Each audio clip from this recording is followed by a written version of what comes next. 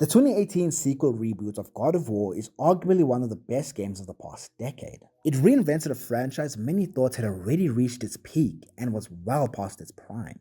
The 2018 game took Kratos, the character most known for and once defined by rage and vengeance, and placed him in a story deeply rooted in fatherhood, grief, and redemption. It paired those emotional themes with brutal, weighty combat and a seamless cinematic presentation. Now, let me be clear. God of War Ragnarok is still a great game, a masterpiece even, but compared to its predecessor, it feels lesser. As the direct sequel to one of the best games ever made, expectations were certainly high.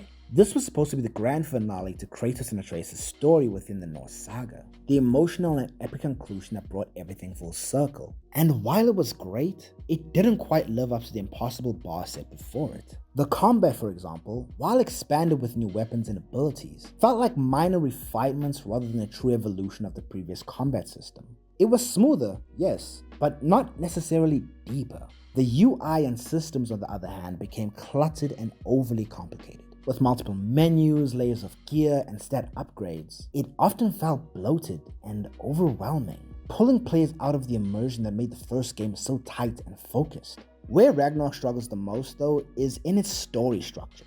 Originally, the Norse saga was planned as a trilogy. With a setup like this, it gives the narrative time to breathe, build tension, and explore its characters naturally. But midway through development, that plan changed. The team decided to condense the story into 2 games instead of 3, and that decision had real consequences. Ragnarok often feels like it's trying to do too much. Too many characters, too many subplots, and not enough time to let any of them fully develop. The pacing suffers, as if 2 games worth of content were compressed into 1. That's not to say the story isn't good, far from it. The emotional bond between Kratos and Atreus remains the game's strongest pillar. Their growth, their evolving relationship, and the way their arcs mirror one another are still beautifully written and acted. But that doesn't mean it's above criticism.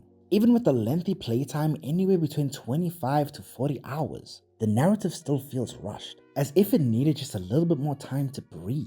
More quiet moments, more space for its themes and characters to settle. If Santa Monica had kept the original trilogy structure, Ragnarok might have reached its full potential, delivering a truly epic conclusion that unfolded naturally. Instead, what we got was a phenomenal game that sometimes feels like a great story told a bit too quickly. But hey, hindsight is 2020. It's still a 9 out of 10 in most people's eyes, especially mine. But when you follow a near perfect 10, the cracks become much harder to ignore.